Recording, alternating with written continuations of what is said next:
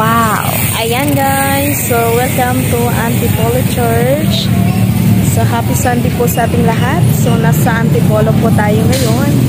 Ayun, so nandito na ako ngayon sa signage ng Antipolo. So ando naman yung church. So mamaya papakita ko po sa inyo. So grabe no, so from Quezon City to Antipolo. So ayun, iba talaga si Lord. So happy Sunday po sa ating lahat. And thank you for our supporting Chris Ono Vlog or Chris Ono YouTube channel. Ayan. So, shout out sa mga team Antipolo natin at sa mga taga Antipolo. So, maganda dito yung view guys. So, yun, minotor lang namin para iwas traffic.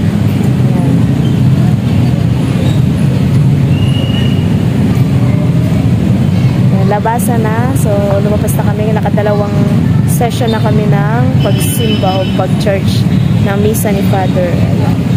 Kasi sulit ang pagpunta from Quezon City to Antipolo. Ayan. So, nagpa-blessings na rin kami ng aming sinakayan papunta dito.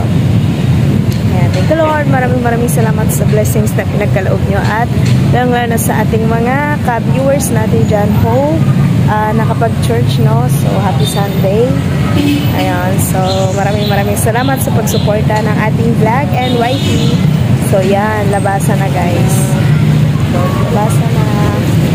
So, uwi na rin kami. Hanap lang kami ng pagkain. Pero, ang kagandahan dito kasi, pag nasa church ka, sa mga first time at sa mga baguhan na hindi pa nakapunta dito, so, ayun, kahit hindi ka na magbaon, no, ng pagkain kasi, madami naman ditong kainan.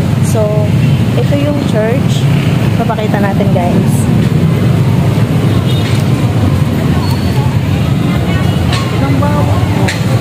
Ito yung church. Yan. So, ito naman yung maraming kainan. So, merong Chowking, merong Mahinasal, merong Jollibee, merong McDo. So, maraming makakainan dito. So, kaya mabilis lang talaga.